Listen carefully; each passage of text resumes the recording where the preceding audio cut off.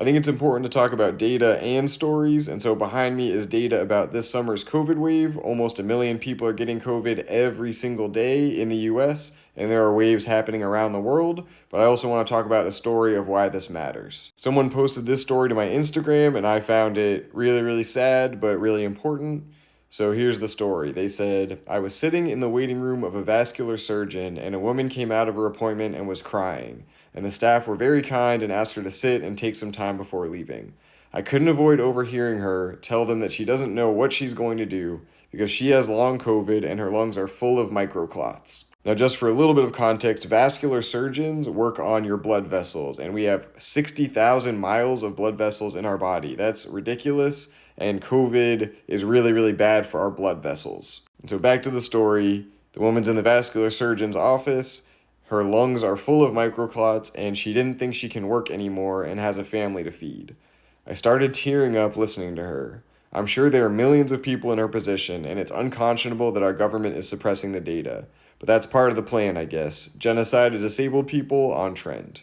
And so this is a really heart-wrenching story, and I think this is a reality that is happening to a lot of people, but people don't want to talk about it.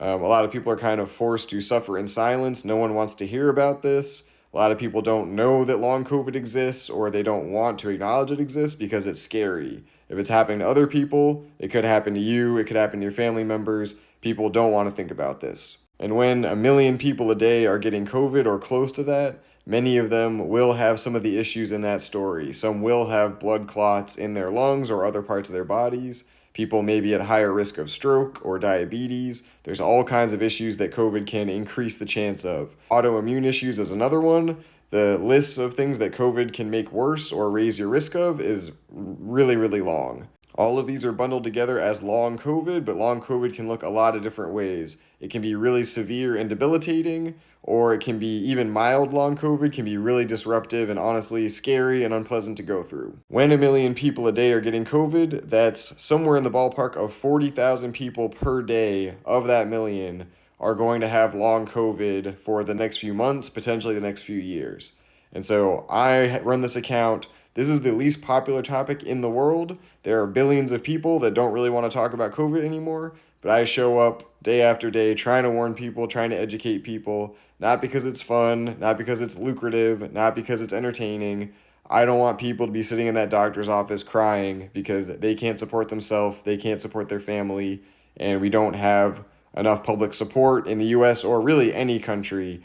We need to start wearing quality respirator masks. We need to continue to take COVID seriously. I know people are over it. I don't really care. You're not going to be over it when your health is suffering and when you're not doing well or when someone close to you is going through this. And really, another heartbreaking part is there are people going through this and their family are gaslighting them or not supporting them. So I would just encourage everyone to be willing to look at these scary things, support each other. COVID's not going to go away by us ignoring it. It's going to go away through technological advancements that we don't have yet, and people taking it seriously, wearing masks, well-fitting respirators that seal to your face, not going to massive concerts, not going on cruises, not flying places without a mask. The pandemic is not over. We still need to be taking it into account in what we do. And here's the thing, people are taking it into account. I see people more often doing weddings outside. I see stores near me that will leave their door open for better airflow.